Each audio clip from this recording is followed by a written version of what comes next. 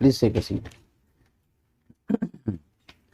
So Shruti, tell the panel about yourself, your academic qualifications, your work experience, if any, and your main hobbies, very briefly. Okay, sir. So my name is Shruti Sharma. I have been a student of history. I was born in Bijnor, educated in New Delhi. I completed my graduation from St. Stephen's College, and currently I've just started my post-graduation in sociology from Delhi School of Economics. And I am constantly like to learn new things and explore new cultures through language, food, books, and cinema. And I'd like to see myself as an optimist. So, Shruti, you are a graduate, and you have done MA also in sociology. I've Delhi just School of started my Economics. MA. Sorry? I've just started my MA. You have started. Oh, you have started this. Delhi School. So, with the Stephens, in your background, and with the Delhi School of Economics, both are so internationally known institutions. I do not know what you had in mind initially, but why civil services? So there are a number of reasons why I want to pursue this profession.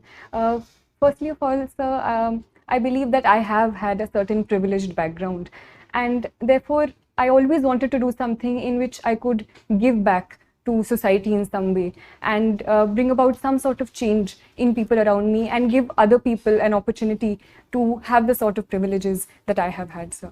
Secondly, I believe, sir, that on a personal level, I believe the diversity and the scope that these services provide can be an avenue for great personal growth and an avenue for learning a lot, which it would provide me, sir.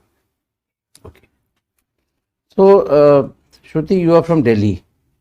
Now, how the safety of women, the perception about safety of women, has changed over the last, say, about 10 years, ever since Nirbhaya happened? Yes, sir. So, the Nirbhaya incident was a turning point in terms of the global discussion that happened around Delhi regarding women's safety. So, in a sense, it was a turning point, and a very bad incident set the precedent for a lot of good steps that were taken post that time period. So, a number of steps have been taken since that time period by the Union government and the Delhi government in that regard, ranging from the Nirbhaya Fund to certain steps by the Delhi government to increase CCTV coverage and reduce dark spaces, to also increasing scope for better mobility for women, be it in the space of women marshals in the buses at that point. So I think a certain progress has taken since that time period. Shruti, have you heard of a matter going on, Hindu minority status? Yes, sir. So I just recently What is read the in the issue, news. if you can just throw some light? So, in the limited knowledge that I have currently, sir, about the topic, it is about the authority of the state versus the center in deciding the status of minorities with respect to religion. So there have been certain cases, as far as I recall, sir, such as the TMA Pi case, which talked about whether the minority status can be decided on a state level in terms of religious minorities, or it can only be decided in terms of the central government.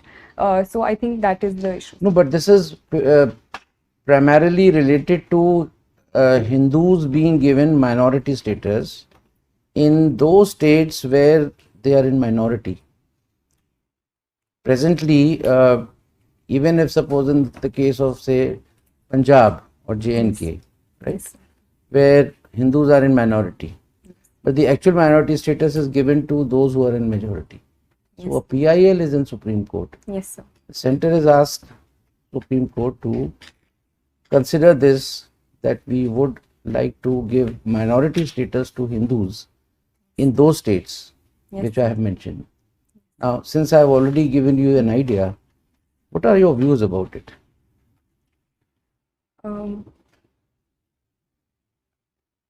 So, the Constitution of India does protect the status of minorities in India as a whole. And so I believe if for certain purposes and for certain positive reasons, the Supreme Court does decide to give minority status in a particular state to reduce atrocities against certain sections within the state, it can be a positive move. Viren sir?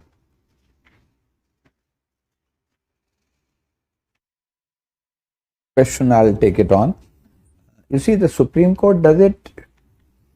Supreme Court in no way is in a position to stop atrocities. It will only adjudicate a matter in view of the constitutional scheme. What does the Constitution provide? So, how do you think it would stop atrocities on minorities, religious minorities at that? So if it can provide in the future a certain safeguards that the minority status can provide and certain special steps that can be taken for minorities in a particular state. Can you give any example when Supreme Court has provided safeguards, laid down safeguards?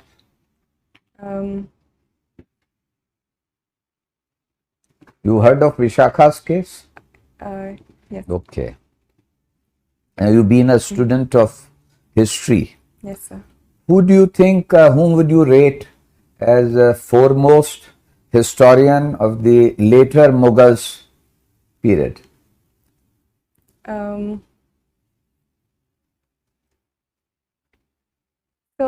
Who are later Mughals? so I would say the period after the so-called fall of the Mughals or the decline of the Mughals, so post Aurangzeb, so would possibly be regarded So you as the think later Mughals. Beyond Aurangzeb are the later Mughals? Yes, sir. So which are not considered so high and mighty in the course of their achievements. Okay. Recently, there has been a talk. Certain people feel that there is a need to review and rewrite India's history. What is your take on that? So I personally believe that the writing and rewriting of history has been a continuous part and parcel of history since time and forever. And I believe rewriting of history is always a positive step. But at the same time, I believe this rewriting should be based on certain facts that history recognizes and the range of sources that history as a discipline recognizes. So if the rewriting is done in that regard, it can only lead to more positive debate and discussion in the long term. What do you understand by Warsaw Pact? So the Warsaw Pact was a pact signed in 1955 in the context of the Cold War, led by the Soviet Union. It was a security pact formed in the context of the formation of the NATO and an opposition to the NATO, sir. I have another question from history, on history. Yes. What was standstill agreement? Sir, I can't recollect at this point. Okay. In your resume, I found that you took part in parliamentary debates. Now, how are the at school or college level debates different than parliamentary debates? Sir, in college there are a number of formats of debate we participated in, ranging from parliamentary debate to conventional debating to turncoat style of debating, and there were a lot of variations there. The structure of the debate is a 3-on-3 format. So while certain positions were the same, such as opposition, leader of opposition, there was a whip speech as well. But I believe the parliamentary debates at school were on a particular topic. They were more structured and within a certain time limit, sir. As compared to parliamentary debates in the parliament, I do feel that sometimes they are quite long and are not in a point-to-point format as we discussed in school and college. One of your pastime or hobby is exploring word cinema. Now, what is cinema? What does it involve? How do you explore it? So, the reason I chose the word explore is because I am no authority on world cinema and I like to see and look at movies as they come to me, and as one leads to the other. So ranging from Iranian cinema to cinema of Hong Kong. You are not a student of languages. So other than Hindi and English, what language do you know? Sir, I have tried to learn reading and writing Urdu. So I know the Urdu script. I like to learn a few phrases here and there from my friends who are from different states. So you will explore world cinema from subtitles, is it? Sir, I believe world cinema is more than just dialogue. The very vocabulary of filmmaking and cinema, I believe, does not necessarily need language to convey it. Sir. So I think that is my interest in world cinema. And subtitles, obviously, sir, help me understand the story better. Have you heard the term soft power? Yes, sir. What does it imply? So soft power is usually used in opposition to hard power, where hard power talks about a certain military might. Soft power, on the other hand, is the influence of culture and other aspects in increasing the might or the influence of a certain country or power over other powers. So cinema can also be one example of any other illustration of soft power in context of India. So India's cultural outreaches, for example, yoga and international celebration of the International Yoga Day across the world, can also be an example of India's soft power. Okay, thank you. Well, Shruti, you are from your home district is Bijnor. So tell us something about Bijnor. Sir, Bijnor is a district located in western UP, sir. The river Ganga flows through it, so it is a very fertile state. Sugarcane being one of the major crops of Bijnor, and therefore sugar mills and the sugar industry is also very well developed, with 5 of the most largest sugar mills located here. In terms of historical importance, the place Vidurkoti is associated with Bijnor. There are a number of prominent personalities from Bijnor, ranging from Vishal Bharadwaj in cinema to poets like Dushyant Kumar, to historical figures like Abul Fazl associated with Akbar, sir. So it is truly a very rich. What product has been assigned to Bijnor district as a part of ODOP scheme of government of UP? Sir, woodwork and wooden craft, especially associated with Nagina, is assigned to Bijnor. Okay. So what is this Amrit Mahotsav? We keep hearing about Amrit Mahotsav. What is this Amrit Mahotsav? Now the whole country is celebrating Amrit Mahotsav. Sir, the government of India is celebrating 75 years of India's independence through Azadi Ka Amrit Mahotsav, where we are celebrating the Indian culture through performing arts, through our handloom, through celebrating our history. So various steps have been taken under this, ranging from establishing tribal museums to organizing certain cultural events to organizing quizzes related to India's culture on online platforms as well. Okay. So basically we are celebrating 75th year of India's independence. So even after now 75 years of independence and so much of progress on various fronts, still we have a good number of people who are having severe problem of poverty. As per recent data of Niti Aayog and even the international poverty check, we have, I think the number of course varies around 7% to 12% from different sources. What could be the reason why we have not been able to tackle this problem?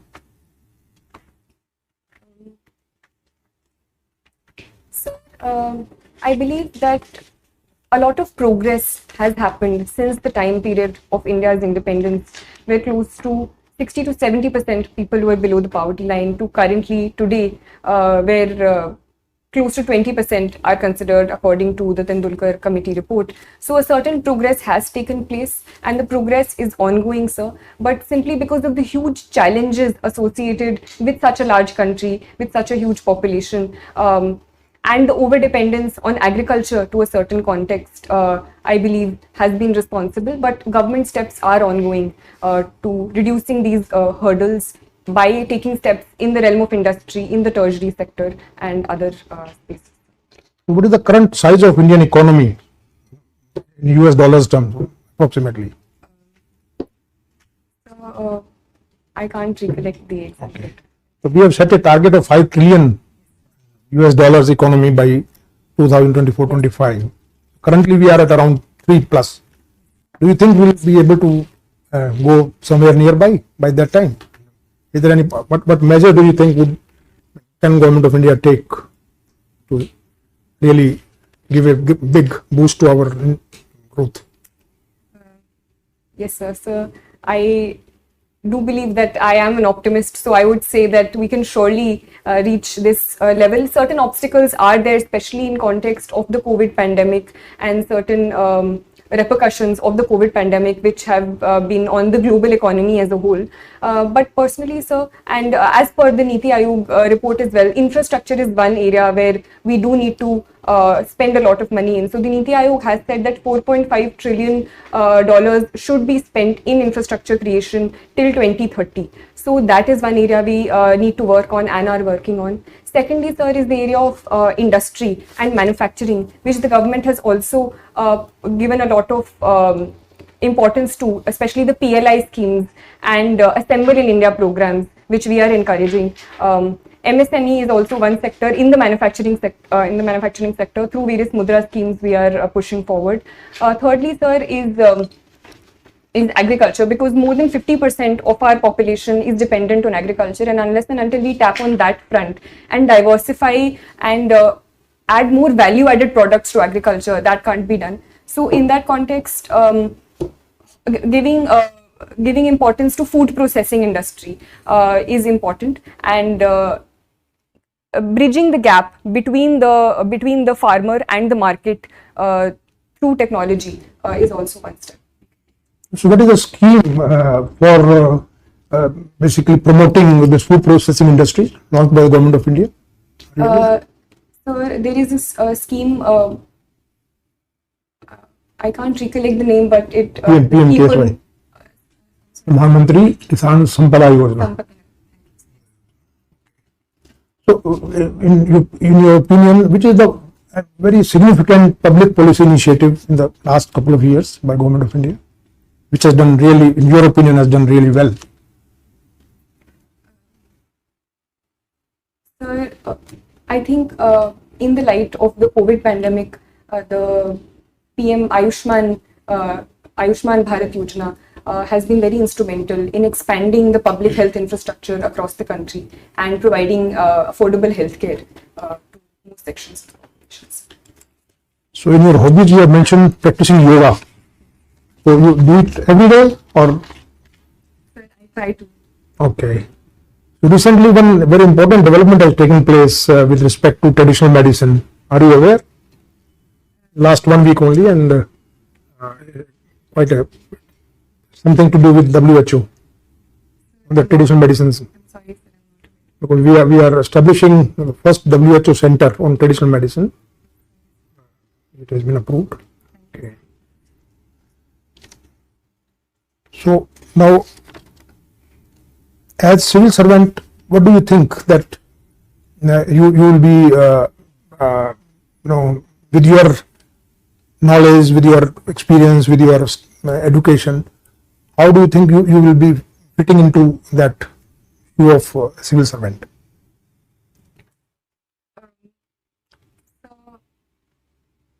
Sir, as per my background, I feel that my background in history can help me understand present social realities in a more wholesome way, and therefore solve them using that background of history and the social sciences, sir. So firstly that. Secondly, sir, I believe I think I do have an ethic of dedication towards my work and personalized work ethic, where I'm able to stick to deadlines and perform work in an organized manner. So that I think can help me, sir.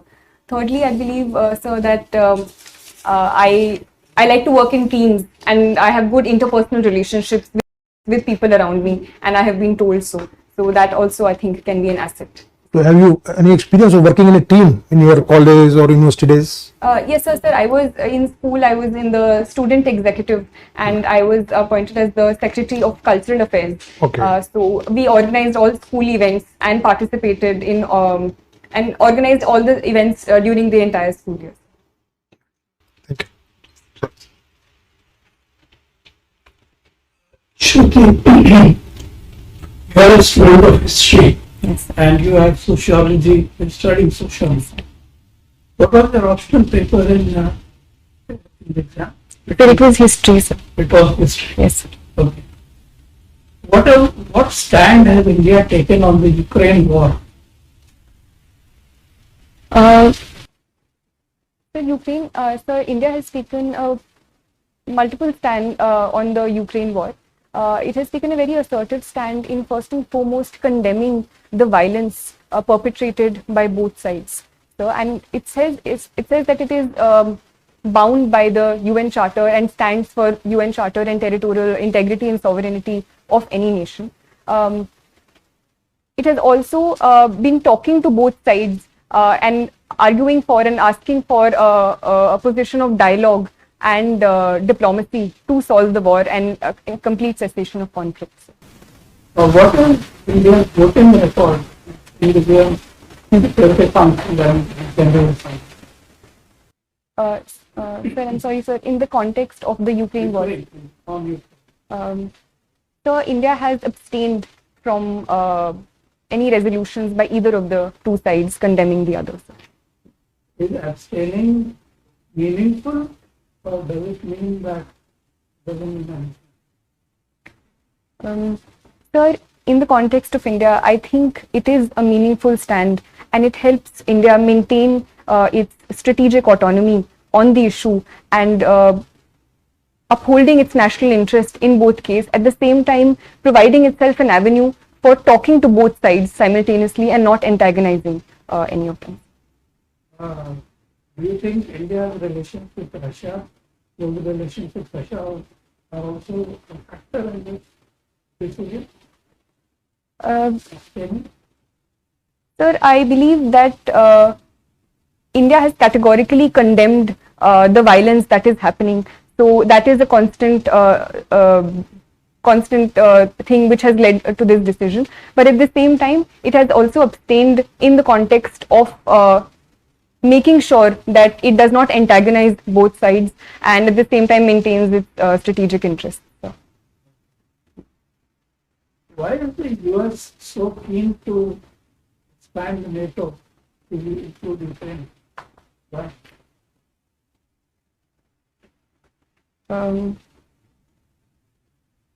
So, in my limited understanding, I would say simply in terms of the conflict with Russia and the antagonism with Russia and USA has been on since the Cold War, and simply in terms of increasing its sphere of influence and is something that the US has in mind, especially after the Crimea annexation in 2014 as well. What did Biden say in his speech in Poland? He came out with the real intention to, what was his real intention in extending NATO into Ukraine? Sir, I'm not aware about this exact He said statement. we want to change the regime in Moscow. Regime change. Okay, And Russia is the real time. Okay, second question. You must have read about the partition of India. yes, sir.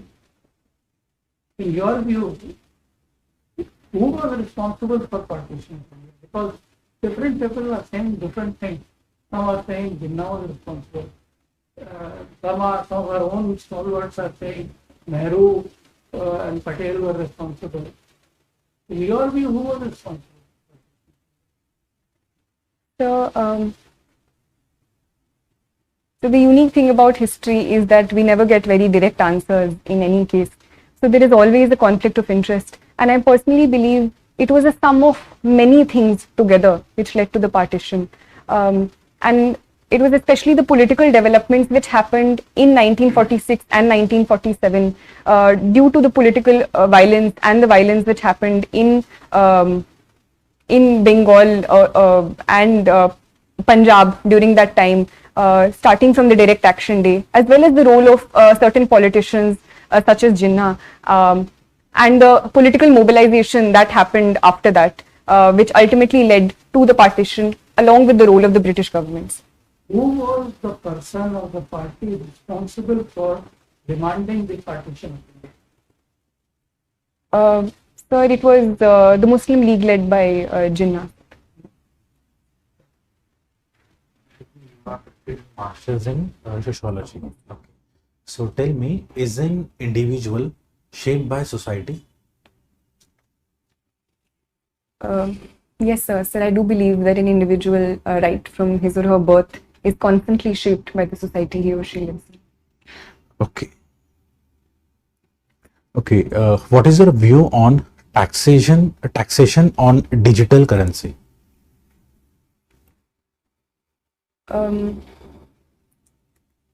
So this was a step that was taken in the context of the current budget, and where cryptocurrencies have come under taxation, sir. Sir, I think it is a good step in terms of bringing into ambit and increasing a source of revenue for the state for a reality that is increasing around the world, and so it is an area which was not under the ambit of state taxation. So I think it is a positive step that this area has been brought under taxation. Okay. You do not seem to be very keen on joining police services. Any particular reason? Sir, I would like to join any services where I have been provided an opportunity, sir. But since I was provided these options, as compared to the other services above it, I personally feel that I am temperamentally more suited for the other services, and I've talked to other friends, and it also involves arms training, and that I would personally be less comfortable with, but I would be overjoyed if I get to perform in the services, and I would do it to the best of my abilities. Thank you. I pass on to Chairman, sir. Shruti, we have asked quite a few questions Yes. so far. Any question which we may not, any topic which we may not have covered, or some topic which may be of your choice, you would like to ask the last question from the subject of your choice? The poetry is something that I So really- poetry, tell me which kind of poetry you recite or write, English, Hindi? Sir, I like to read Hindi, English, as well as Urdu poetry, sir. But one of my favorite poets recently is Sarveshwar Dayal Saxena, sir. So tell me, how have poetries helped in the India's freedom movement? The poetry is a very potent tool in raising the motivation of people and raising the sentiments of people. So poetry has been a very important part of the freedom struggle as well. One immediate example that comes to my mind is Faiz Ahmad Faiz Subh Azadi, which was in association with the freedom struggle and the partition specifically. So thank you, Shruti.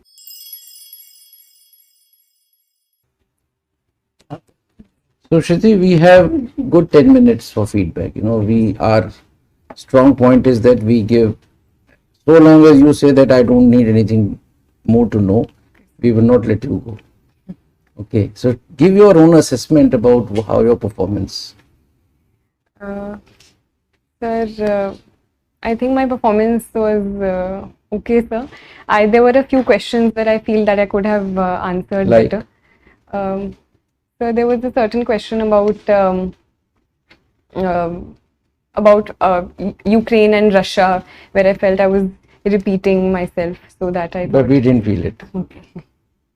What else?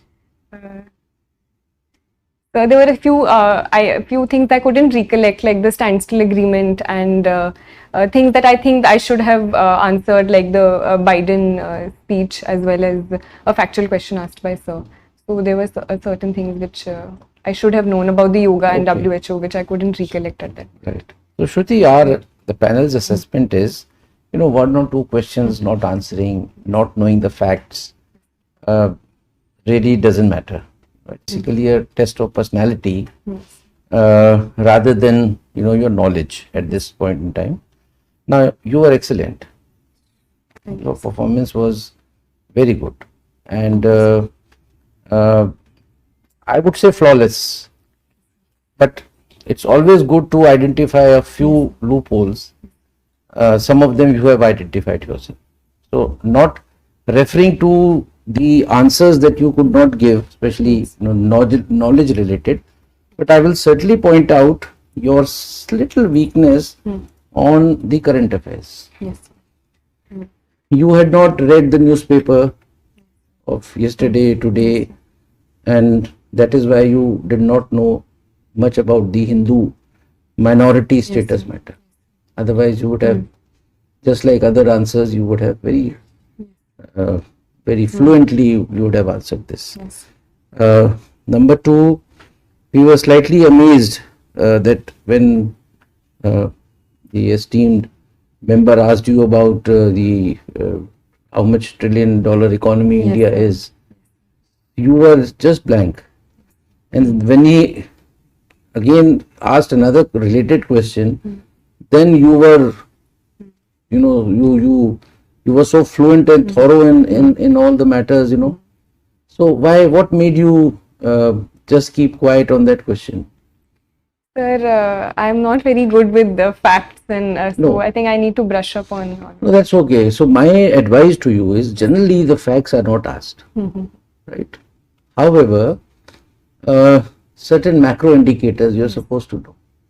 अब कल आपसे कोई पूछे GDP का क्या sir वो fact है ये, तो फिर ऐसे तो एवरीथिंग इज अ फैक्ट. सो अब फैक्ट में होगा कि कुतुब मीनार किसने बनाया, ताजमहल किसने बनाया और कितने वर्कर्स लगे थे ताजमहल में, ये तो नहीं पूछेंगे. But these are broad indicators, inflation, GDP, how economy has gone down up to what was the negative GDP that we registered during the COVID and all. These are things which you are supposed to know. So my advice to you is, when on such a question you were asked and you did not know exact the number, don't keep quiet. Sir, I am not able to, as you had said in many other questions, I am not able to recall. But you knew about $5 trillion economy. You knew. Yes. Immediately उसके बाद कहिए कि sir, I am not aware exactly how much we have recorded this year. However, I am very much aware of the fact that India is aiming to become a $5 trillion economy. Initially, it was to be accomplished by the year 2024-25, and that's all. Then he can ask you. In fact, the basic idea about asking the question was not to test your knowledge as to how much is the. Yes. It was basically to know, because if you are not able to answer the first question, he need not go into the details. No point in embarrassing the candidate by asking a question again and again जिसके बारे में आपने पहले ही surrender कर दिया. So have you understood? Yes, sir. If you know a little bit about it, you can always say, sir, I'm sorry, exact, I do not know. Then he may say, just guess. Now, that also would not be done. But even you cannot say somebody, I was told in the mock interview that you will not ask such a question. You can't. उसका जवाब तो देना ही है. कई बार hazards भी आ जाते हैं. जी sir. But there are certain norms, rules, but there are certain hazards, which are away from the norms and rules that you have to be prepared for. Thirdly, your first question about giving back to the world. You mentioned 2 points. Yes. Giving back what I have accomplished, the privilege. Now, what privilege? You are just 24 years old. अभी तुम्हें दुनिया ने दिया क्या है? Right? You can say when you are at the fag end of your career, maybe people like us who have retired, we are giving back to Chair Academy, our experiences. So, at this point in time, this answer is not apt. But second thing that you mentioned about diversity, you expand that a bit more, right? So public services, the basic difference between whether you are an academician, whether you are a corporate in corporate sector, when you have to choose the civil services, the first thing is that you are joining a public service. You're keen on public service. That is the uniquest part about civil services. तो public services में कई बार ये भी पूछते थे, public service करनी थी तो you should have become a leader, political, you should have joined politics. Yes. Somebody can ask you. So you can, find an apt reply to that, but वो पूछेगा नहीं ज़्यादा. So these are the 2-3 things which otherwise in terms of communication, in terms of your body language, in terms of your confidence, in terms of your fluency and the use of words, Shruti, I must say that you selected such rightmost words, to explain your point. That's your strength. So we have assessed you as 70%, which ours is the highest. So you have begun with a good note in the morning. And any questions if you have? Yes, sir. I wanted to ask one thing also, which sir asked about the I.P.S. So, do you think I can give that answer, or is You it get the appropriate? right answer. Yes. May I please I share everything which the chairman has said. I myself am particularly pleased that you have given the foreign service as a second choice. You are the first candidate who has not given it as a third choice. Yes, sir. And but if you have given it as your second choice, Yes, sir. then for issues like Ukraine, you need to go a little deep into that. Okay, sir. Okay. So that is what I would like to say. Selection of words was mentioned, and that is a skill, and one of the essential skills required for a diplomat. Yes, sir. So don't change. My own advice is don't change your option. I'm joking. Okay. To you.